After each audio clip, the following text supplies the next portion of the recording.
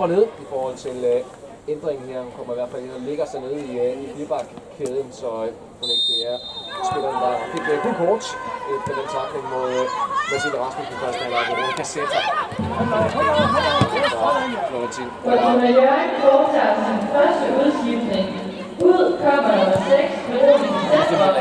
Ind kommer nummer 11, Clementina Olsen. Clementina spiller også til Fortuna Hjørring, og Fortuna Hjørring har kæmpet mest. Det kan godt være, at de havde resultatmæssigt, men jeg synes ikke, det var en skuffende første halvleg. De leverede, og jeg var rose AGF for den agenda, de havde for i dag. Og AGF foretager deres første to udskiftninger. Ud går med nummer 10, Marcine Rasmussen. Og ind går med nummer 9, Signe Andersen. Og ud går med nummer 6, Sara Sundgren.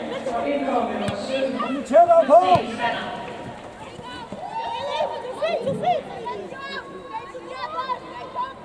Super underholdende første halvleg, hvor så fik den her enormt tidlige scoring.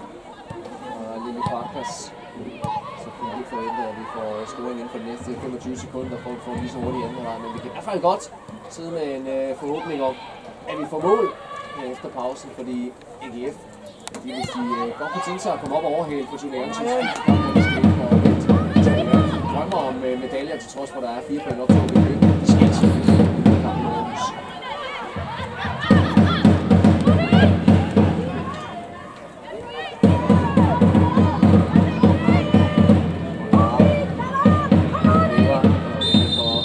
Så er det ikke helt.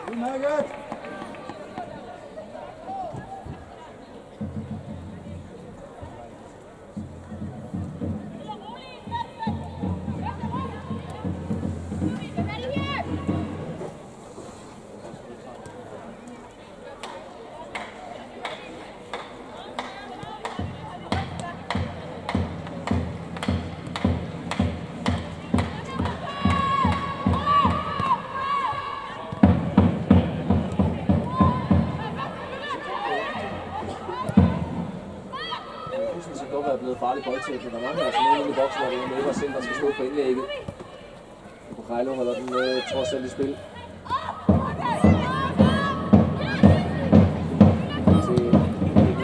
Vesterben, det kan jo godt, den bliver farlig. Farkast. Gade taber den lige nede fra fødderne af målscoren til 1-0. Man kan alligevel ikke få afviklet det. Det kan også være for vanvittigt, hvis Fortuna Hjørring skulle få foræret et tredje mål i det her opgør.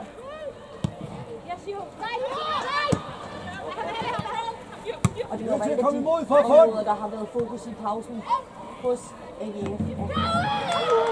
Stort set hele har de altså bare været bedst i eget køb. Og de spiller gange, som har været rigtig dyre. Og det skal man selvfølgelig lave op til den her. Så har de også fået at vide, at de skal teste. Gade derinde, der er meget usikker ude på indholdsrollen, så selvfølgelig Mathiasen, der er smidt bolden væk omkring 2-2 udligningen. Det vil jeg i hvert fald sige.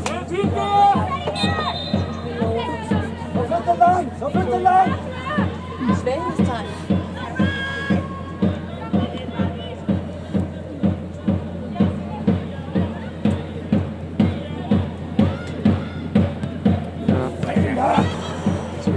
Fødderne har altså ikke fungeret, når man har været keeper ned i den her ende. Så flyt den langt!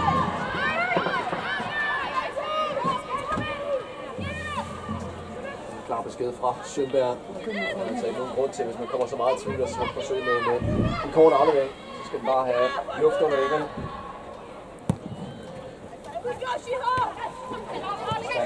I anden halvleg vil det være muligt at stemme på player of the match. Så gå ind på AGF. Hun er bedst til at med god aflevering i dybden, og det er fuldstændig satset med en super forsvarsspil alligevel af Framer, der kommer ned og stopper den her mulige chance fra Josefine Valvik. Skub op, skub op, skub op! Man kan godt se, at det er et Fortuna Hjørring hold, der kommer ud til anden halvleg med en lidt anden. Kom nu med, kom nu med! Prøver lidt presset lidt længere. Kom videre, videre, videre! Styre det lidt mere, end vi så kunne gøre i første halvleg.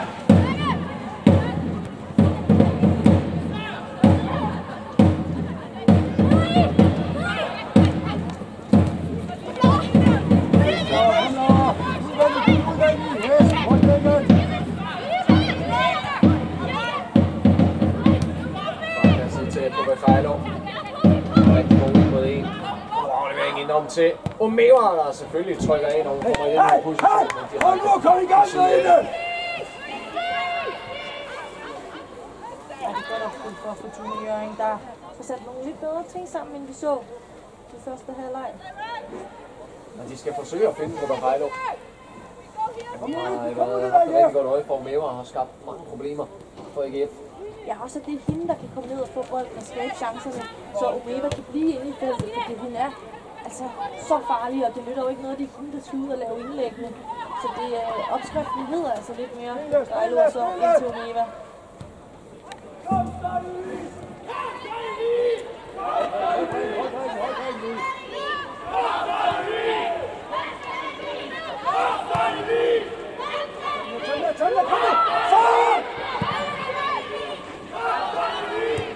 Det er så meget klar, det er så meget klar.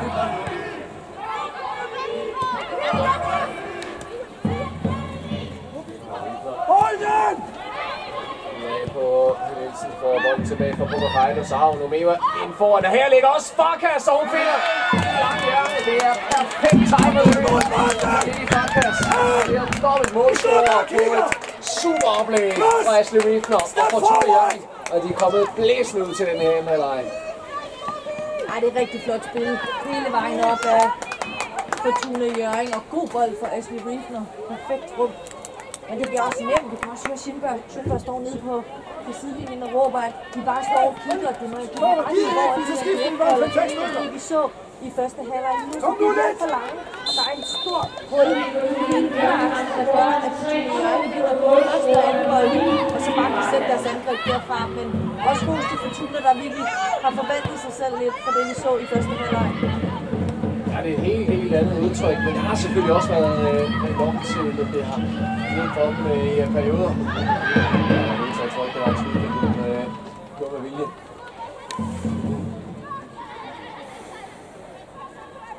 Og det er selvfølgelig også måske noget om styrkeforholdet mellem de her to klubber, selvom at Fortuna Hjørring har famlet mest i den her sæson, så har AGF selvfølgelig præsteret over det, vi kunne forvente, og så har Fortuna Hjørring præsteret under.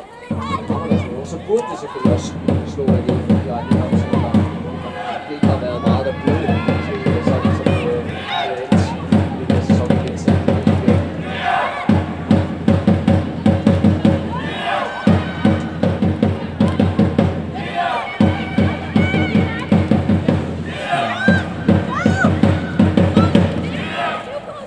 Så må vi se, om vi kan gøre det samme, så vi er samlet sammen. Komme på toppen af kampen igen. AGF. Ulle! Kom, passen, så driv bolden frem, og vælger at slå en lang afvæng.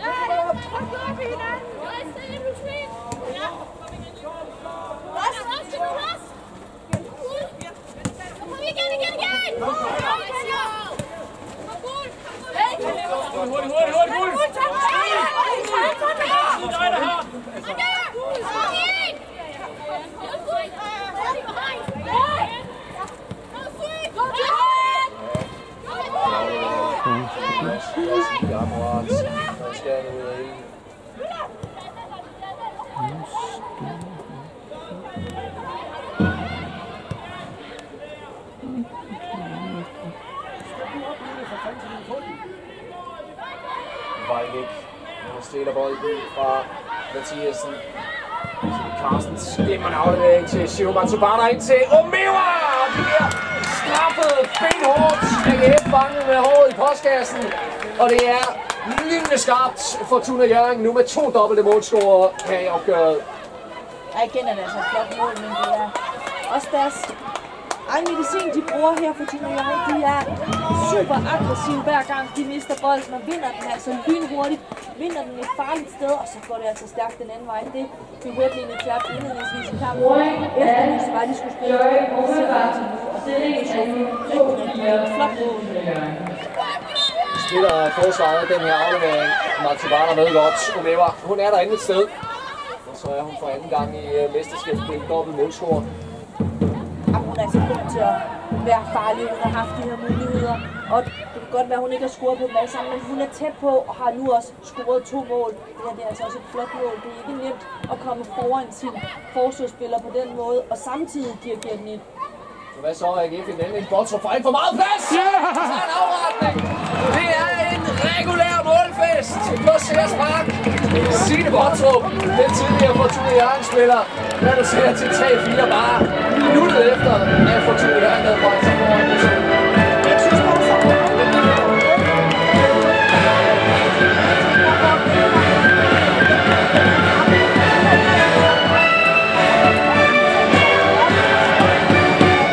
Jeg synes alligevel, det gør, at de viser, at den måde, de startede på her i anden halvleg, jeg siger, der er ikke nogen, der lænder sig tilbage. Jeg vil nok mene i hvert fald, for Fortuna Hjørring i den situation, de kommer til at lægge sig lidt for meget tilbage og kigge fodbolden til Signe Bottrup og gribe den hele vejen ind i feltet. Så meget til at sige, jeg er hold og komme på tavlen for AGF. Sikke fodboldkamp! Altså, da vi kørte over broen, så var det nok ikke 7 mål inden. Men det her blev rent forkælelse, og jeg har bare på det, så det er ikke færdigt. Nu får vi også se på til Romero, der havde fået sig en henstilling i første halvleg på taklingen på Julian Ross.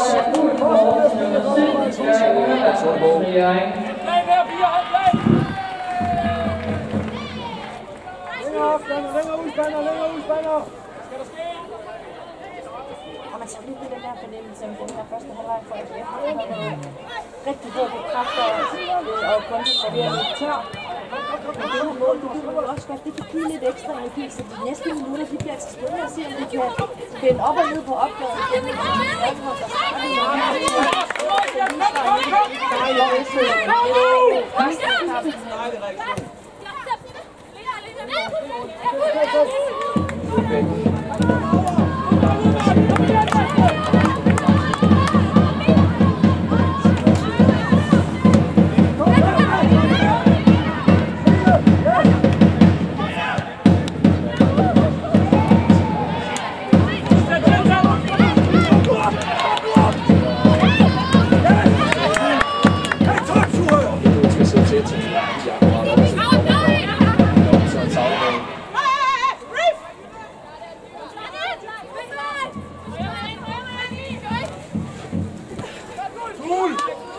Cool! Horn Ross! Yes!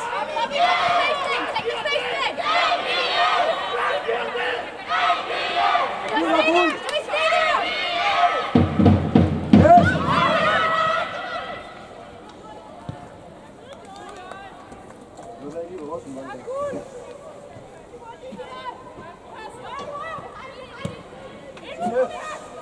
Når du kommer op og spille, du ikke kommer for langt tilbage, så du er foran, og så kommer spille her. Så er afleveringen på Vejlov, og ser sådan noget, og så står den efter en løber. Hjælpe!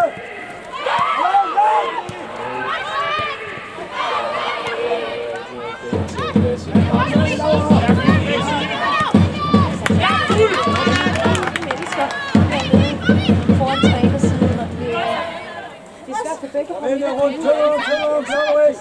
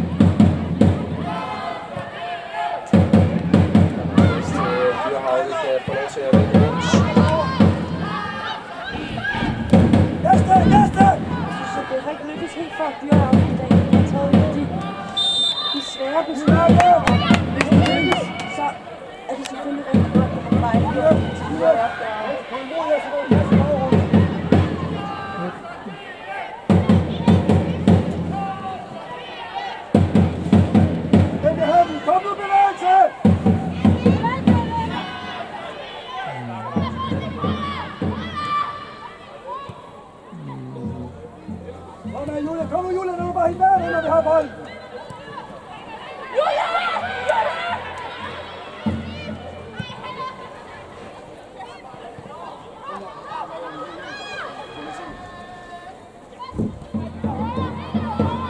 Vi tager helt ud og spille med ude for feltet.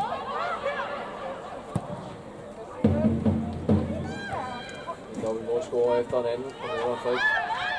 Frik på kuglen.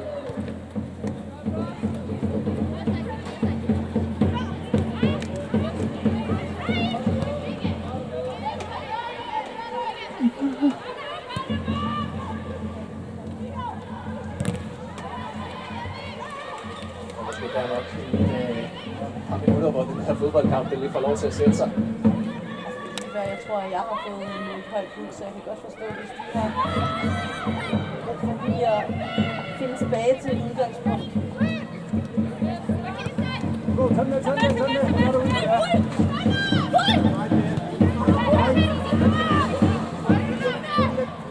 Spil igen, bolden. Kom igen.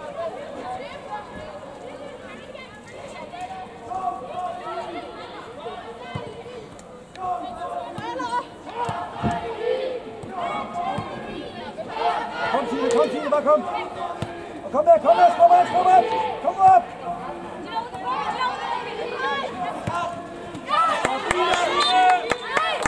Og på frispark, første bevægning dernede, Bojan.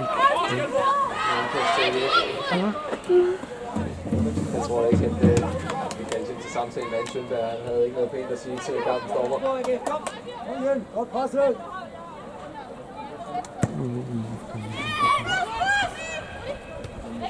Alene! Ja, en højt fod fra Marianne, men det er frispark på Tune også på bolden. Så det er godt på sammen.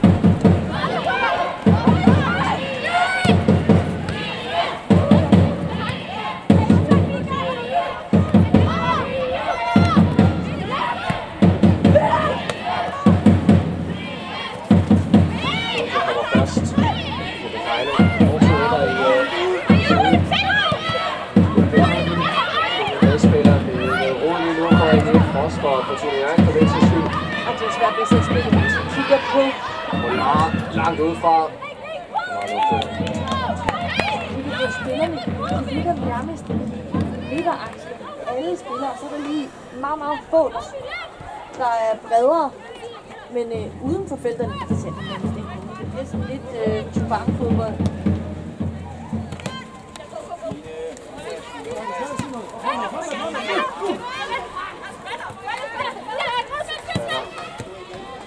Andersen holder bolden tæt til fødderne. Og det er svært efter Favskov. Kom!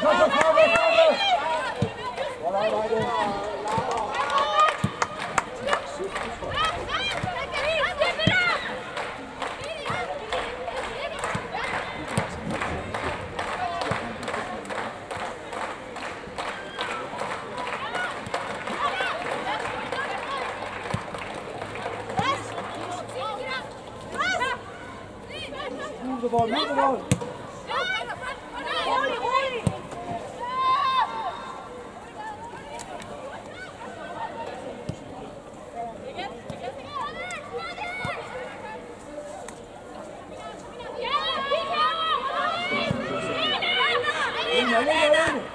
Kom, der hele vejen. Godt forsøg.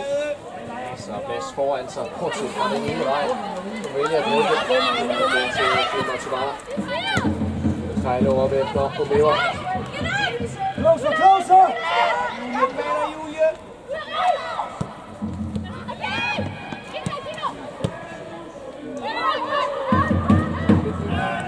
Kampen nu kræver rigtig mange fejl. Der er stort set alle beslutninger. Det er ikke de bedste, og der er dog underskud lige nu. kommer snart friske kræfter på banen fra gæsterne. Så Mathilde Carstens skal på banen for Lene Terps fra Tune Hjørring.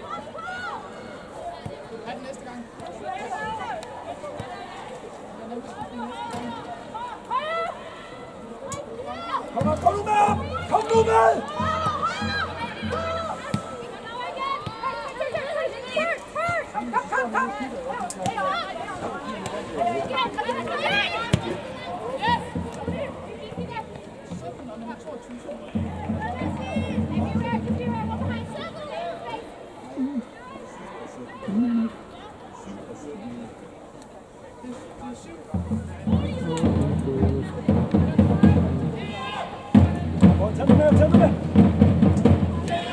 Jeg bemærker, at der ikke er så mange på den der øvrige over modsat også på CS Park.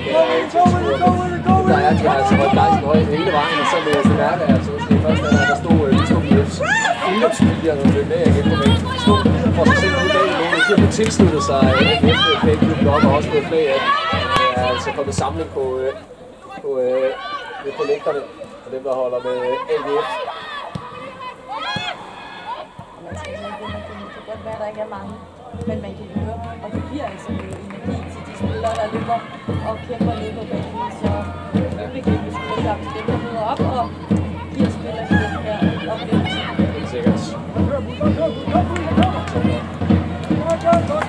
Der har taget en tur på lægterne, så står heroppe og hopper sammen og fester. Det er vi rigtig glade for at se. For ved ændringerne fra Fortuna Hjørring, ud med Josefine Walvik, i stedet med Marcel. I vinter, Fortuna Hjørring til Marcel, så altså også dobbelte målscorer. Jojo Mæver, der tager ind med en advarsel, måske der ikke risikerer noget. Det er bestemt heller ikke nogen af de spillere, der kommer ind her i Mathilde Carstensen, der har været en af Fortuna Hjørrings bedste igennem sæsonen.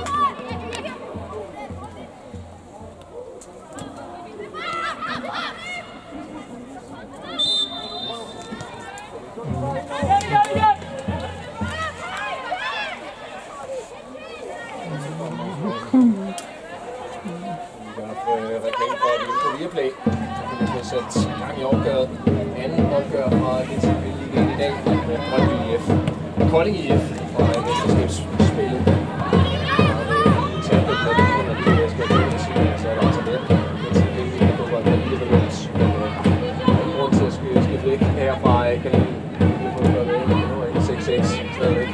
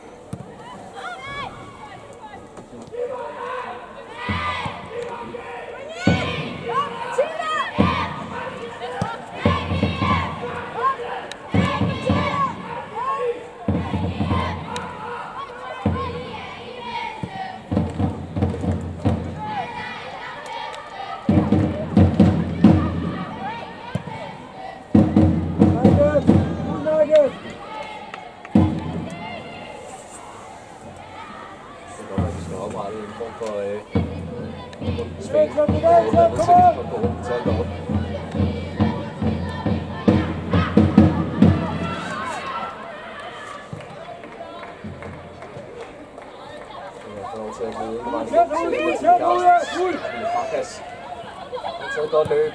Får den ikke. Marcel har selvfølgelig også friske ben. Der er der masser af plads. Nu er venstre siden hos Kåre Fejlov. Det var Farkas. Og han kan en anden. Selvfølgelig også noget træthedsspor. Blandt de spillere, der har været på banen fra kampens begyndelse.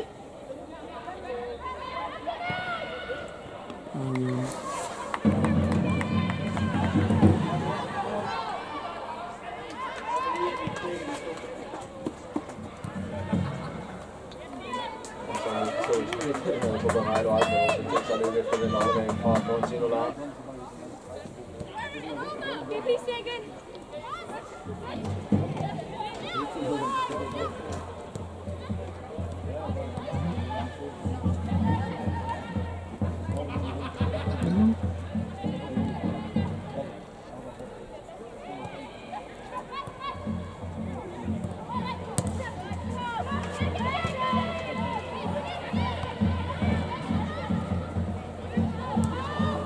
Kom nu op, kom nu op, kom nu op!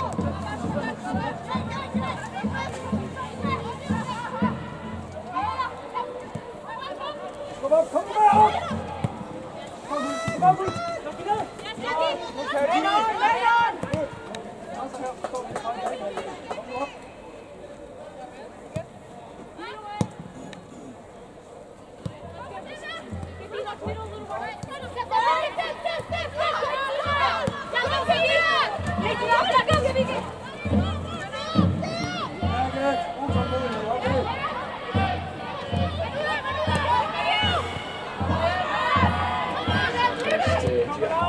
Lidt for hastigt sin beslutning, fordi der var jo masser af plads til, at der spiller med i fremdrift. Og igen til den her svære beslutning, hun har både en Vottrup og en Spander, det kan med sig ind på midten og få til blikker faktisk i det her mellemrum. Så hvis hun får bolden, så kan hun drive den herfra og gøre muligheden endnu større og give de offensive spillere lidt mere tid til at lave et bedre løb. Kom! Kom op! Mere! Den gælder vi! Kommer nu til at bolden frem efter. Så tæt. Kommer til de Marstens. Så er vi for tæt på den aflevering fra Spander. Nu bagefter Robert Nordligt tilbage. Under Havne.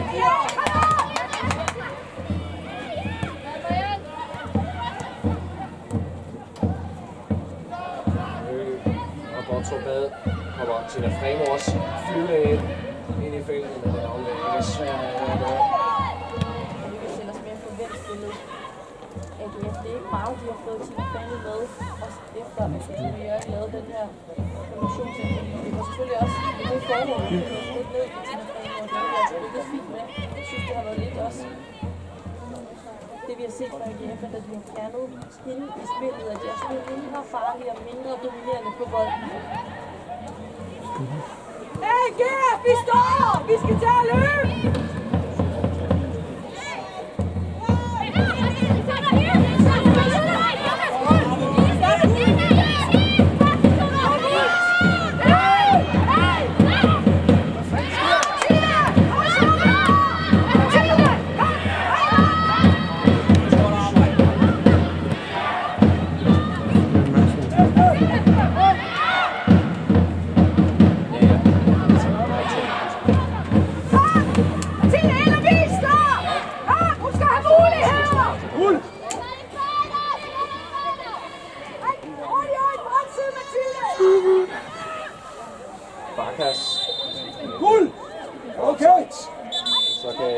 Fortsæt for en målscore til 4-3. Signe Vottrup på vej på banen. Vi skal ind og råbe. Så vi Lene Olsen til på banen. Ud kommer nummer 12, Signe Vottrup, og ind kommer nummer 7, Anna Hoppe. Og ud kommer nummer 22, Julie Jensen, og ind kommer Lene Olsen.